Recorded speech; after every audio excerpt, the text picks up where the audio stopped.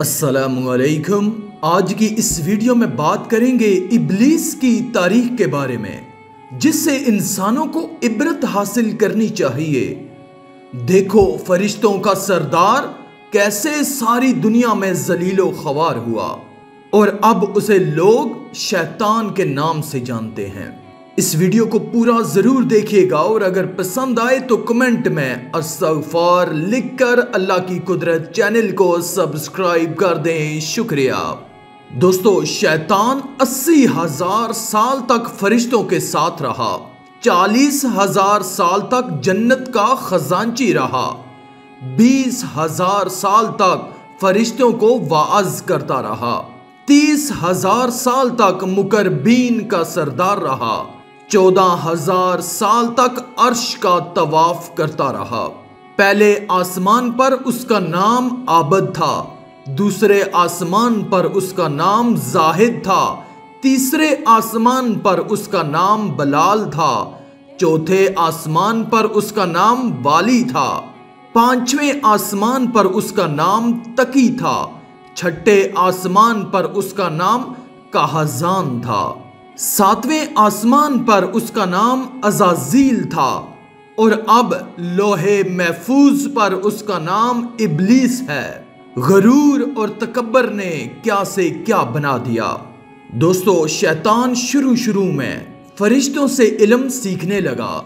पहले आसमान पर आबद, दूसरे पर जाहिद, तीसरे पर बलाल, चौथे पर वाली, पांचवें पर तकी और छठे पर कहजान के नाम से मशहूर हुआ।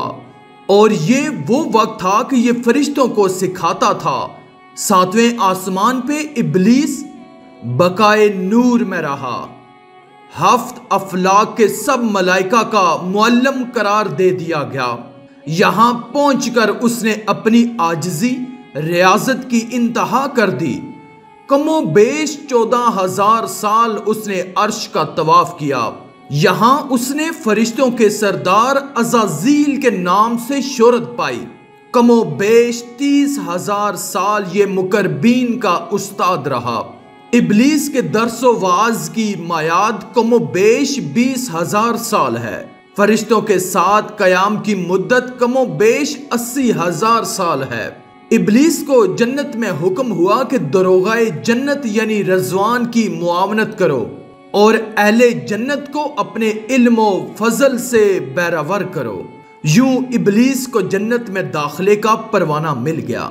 जन्नत में भी उसने अपने इल्म व फजल के दरिया बहाए। दरोगाए जन्नत यानी रिजवान को भी अपने इल्म से सैराब किया।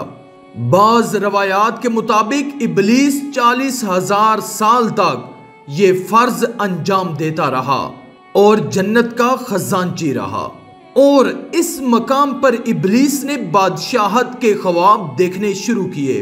कई अहले इल्म मानते हैं कि उसने 5 मसाहिबीन अपनी कौम में भेजे कि मेरी अतात में आ जाओ, मगर उस कौम ने उनको कत्ल कर दिया और ये सब उसने अल्लाह को बताकर इजाजत लेकर किया।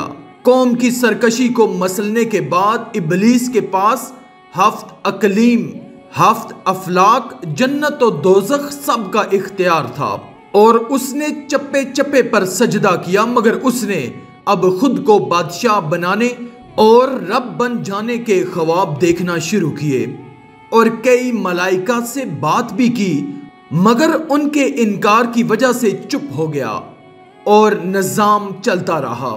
मगर इस सब से अल्लाह बेखबर ना था और आदम की तख्लीक हुई। आदम की तख्लीक पे जज्बाए जुज होते इब्लीस को जब ये मालूम हुआ कि ये अल्लाह का नायब है, तो उसने ववेला किया और अबादत और अतात का तंज किया कि मुझ जितनी अबादत किसने की, और सजदे से इनकार कर दिया।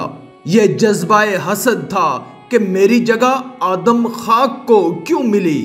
यह जज्बाए गरूर था कि मैं आला हूं और उस एक सजदे के इनकार की बात नहीं थी, बात सरकशी की थी, शिर्क की थी। इब्लीस ने अपने दिल में खुद को रब मान लिया था और ऐसे वो ता कयामत आदम को भटकाने के लिए आजाद हुआ, क्योंकि उसने ये मांगा और सच्चे दिल से मांगा और ऐसे इब्लीस रुसवा हुआ। एक सजदा जिसे तू गरां समझता है, 1000 सजदों से देता है बंदे को निजात। देखो गरूर और तकब्बर ने फरिश्तों के सरदार को क्या से क्या बना दिया। आखिर में अल्लाह रब्बुल इज्जत से दुआ है कि अल्लाह हमें नेक अमाल करने और बुराई से बचने और बचाने की तौफीक अता फरमाए। आमीन या रब्बल आलमीन। आज की इस वीडियो में था बस इतना ही। मजीद इस्लामी वीडियोस हासिल करने के लिए अल्लाह की कुदरत चैनल को सब्सक्राइब कर दें और साथ में मौजूद बेल के आइकन को दबाकर ऑल पर क्लिक कर दें। शुक्रिया।